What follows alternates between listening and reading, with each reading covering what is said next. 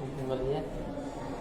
आज एक ऐसे कवि से आप लोगों को परिचय करवाने जा रहे हैं जिनका नाम हमारे शेखपुरा जिला के ही घाटकुसभा प्रखंड के कोरमा गांव के अविनाश कुमार हैं। उनसे आज कुछ संक्षिप्त परिचय करवाने जा रहे हैं। तो अविनाश जी, ये बताइए, कविता लिखने की आपने शुरुआत कैसे की? सबसे पहले मैं तमाम दर्शकों का धन्यवाद देना चाहता हूँ और साथ में रंजीत कुमार हरित जी हैं, मैं इनका भी शुक्रिया अदा करता हूँ कि आपने मेरे साथ कुछ पल बिताने का प्रयास किया है। और आपसे एक रिक्वेस्ट है कि मेरा नाम अविनाश कुमार नहीं है, मेरा नाम अवनीश कुमार है। और आप अपना सवाल आप कैसे बुला देते हैं? कविता लिखने की शुरुआत आपने कैसे की? देखिए, ये सवाल आसान लगता है लेकिन इसका जवाब देना उतना ही मुश्किल हो जाता है। करीब 4 साल पहले की बात है। लोग मेरी बातों को सुनते ही नहीं थे, तो मैंने कविता लिखने का काम किया। और बोलना भी एक अभिव्यक्ति है और लिखना भी एक अभिव्यक्ति था। तो मैंने अपनी बातों को लोगों तक पहुंचाने का एक जरिया बनाया लेखनी के माध्यम से।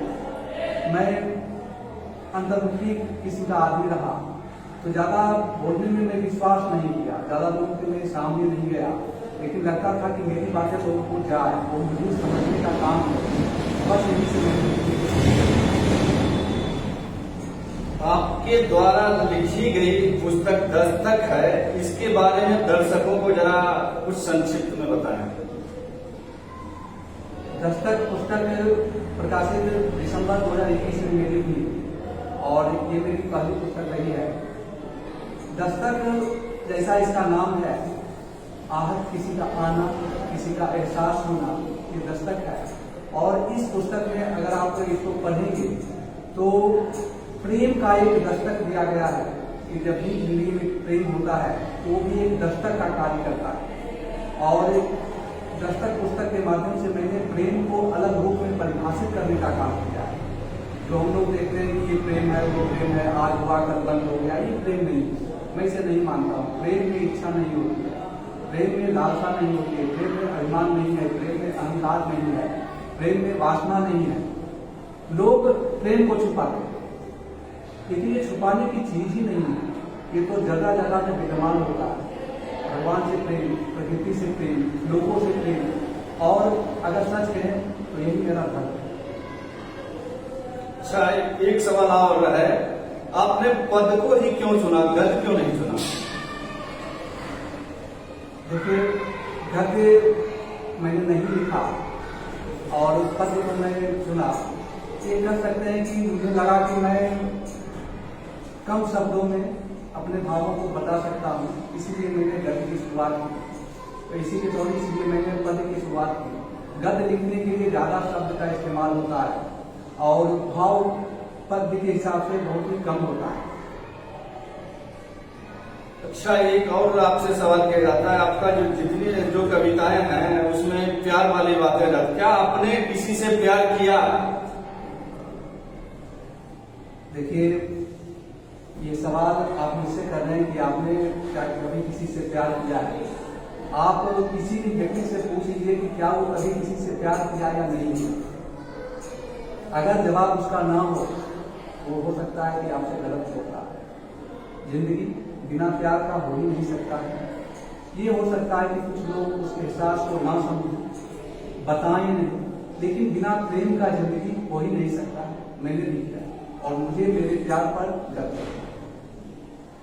अच्छा, एक और आखिर आपसे सवाल है, क्या आप जिससे प्यार किए उसी से शादी किए? रंजीत जी, सॉरी, मैं सवाल का जवाब नहीं दे सकता हूँ। ये मेरा निजी मामला है। नहीं, आपका जो कविता है, कविता में प्यार ज्यादा आता है, तो मुझे लगता है आपको तो ये बताना होगा, क्या आपने जिससे प्यार किया उसी से शादी की?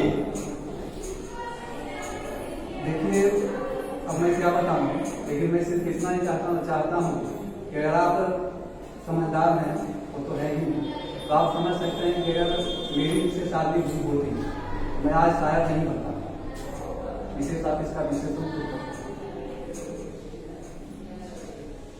हिंदी साहित्य के बारे में दर्शकों को जरा बताएं। हिंदी साहित्य जो है इसमें कई भाषाओं का शब्द मिला हुआ है और कई भाषा जो है ये हिंदी भाषा को बनाने का काम, सजाने का काम, संवारने का काम किया करती है। लेकिन एक शिकायत आजकल की पीढ़ियों से है, बहुत ऐसे शब्द हैं हिंदी में जो कि विलुप्त होते जा रहे हैं। लोग उनको बोलने में हिचकिचाते हैं, शर्म महसूस करते हैं, लेकिन यकीन मानिए वो ही हिंदी का शब्द है।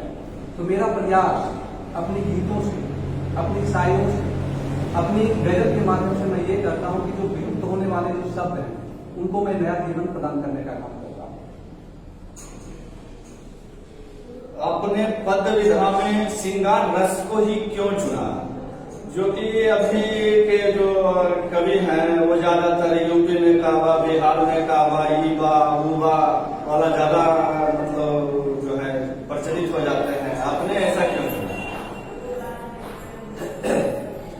देखिए, सबसे पहले मैं ये बता देता हूँ कि मैं साहित्य के क्षेत्र में मैं आया और आने के पीछे ये उद्देश्य नहीं रहा कि मैं पॉपुलर हो जाऊं, सब लोग मुझे जाने और मेरी हर बात पर तालियां बजाएं। ये नहीं मैं सोच करके आया। अगर ये मैं सोच करके आया तो शायद देशभक्ति पर लिख सकता था, यहाँ की राजनीति पर लिख देता, लेकिन मेरा ये ध्येय नहीं था कि जो आज इस बात पर तालियां बजाई जा रही है कल उस बात को लोग भूल जाए। मैंने जो भी रचनाएं लिखी है वो अपने दिल के जज्बातों को मैंने लिखने का काम किया है और मैं ये चाहता हूं कि जो आज ये महत्वपूर्ण है वो समय में उतना ही महत्वपूर्ण, समय आने पर आगे आने वाले समय में भी उतना ही महत्वपूर्ण रहे, यानी समय का प्रभाव मेरी रचनाओं पर कम पड़े, इसीलिए मैंने श्रृंगार रस को चुना। आप अपनी रचनाएं का दो जो सबसे अच्छी है उसकी 2 लाइन सुनाए कर सकते। मैं अपनी रचनाओं का हर शब्द की गहराइयों से मैंने जोड़ने का काम किया है और मेरे लिए हर रचना महत्वपूर्ण। कोई भी रचना ऐसी नहीं है कि वो कम महत्वपूर्ण है या ज्यादा महत्वपूर्ण है। मैंने उन रचनाओं को जन्म दिया है, मैंने उनका सृजन किया है। मेरे लिए मेरी सभी रचनाएं बराबर। उसके बावजूद भी कुछ 2 लाइन दर्शकों को जो सबसे अच्छी लगे वो जरूर सुनाए। दस्तक की लाइनें जो बार बार मेरे जहन में आती है, मैं बार बार उसको गुनगुनाता हूँ, खास करके मैं जब अकेले में रहता हूँ तो 2 लाइनें मैं आपको सुनाता हूँ। जो हक न कभी भी दी है अधिकार जताने आ